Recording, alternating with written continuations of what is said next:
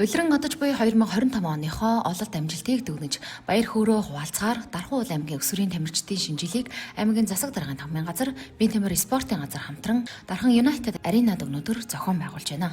Баярын арга хэмжээнд 300 гаруй өсвөрийн тамирчид оролцож байна. Өнгөрч буй 2025 онд Дарханы тамирчин хүүхдүүд улс аймаг төв дэлхийн аваргын тэмцээнээс 1500 багц медалийг авчирсан багтан амжилтыг гаргажээ. Дархан Уул аймаг 2025 оныг өсвөрийн тамирчдыг дэмжих жил болгон зарлаж, энэ хүрээнд тамирчдад мөнгөн урамшуулал олгох, бэлтгэл сургалтын заал танхимаар хангах, зулцгийн засланд өсвөрийн тамирчдын байрыг шинжилэн засварлах зэрэг олон ажлыг хийсээр байгаа юм. Үүнд одоо засаг даргын тамгын газрын зохион байгуулж байгаа дэмжлэг тусалцаагаа бид нар хүртэж байгаагаас илэрхийлж орон нутгтаа бас энэ медалийнхаа одоо бүх хүүхдүүд медалаа зөөцсөн ирж байгаа. Орон нутгийн нийт одоо удирдлагуудаа бас энэ талархсан сэтгэлээ илэрхийлж байгаа.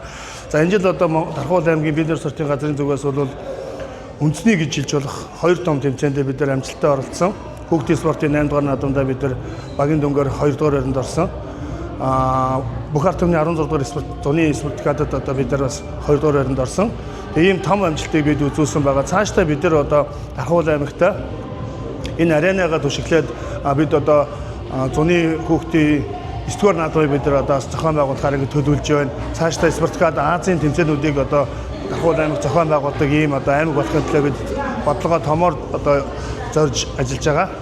Өнөөдрийн одоо арга хэмжээнд одоо энэ жилийн хувьд бид нар бол манай хүүхдүүд маань 1500 багц медаль авсан. Өнгөрсөн жилийн одоо бид нар чинь 900 орчим медаль авч ирсэн бол энэ жил 1500 медаль одоо багц медалийг бид нар Дархан Уул аймгийн одоо тамирчид маань хүртсэн ийм том амжилтыг үзүүлж байгаа. Тэгээд бид бүхэнд одоо бүх хэвтлийн дэмжлэг үзүүлдэг орон нутгийн удирдлагууд, за энэ аренагийн хамт олон тэгээд төрийн бусад байгууллагууд хамтарч ажиллах холбооттой бас одоо шинэ жилийн баярын мэндийг хүргье.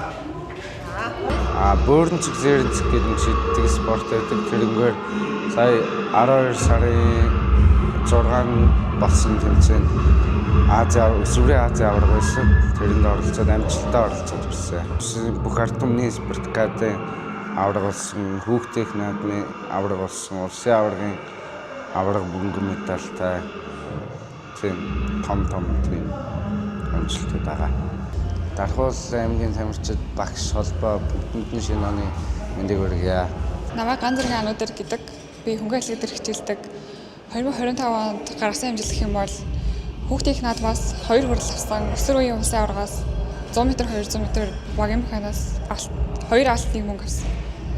Бие тамир спортын газрын хөнгөн атлетикийн тасалжуулагч Сүхбаатар багшийн дор 8 жил хичээлж байгаа.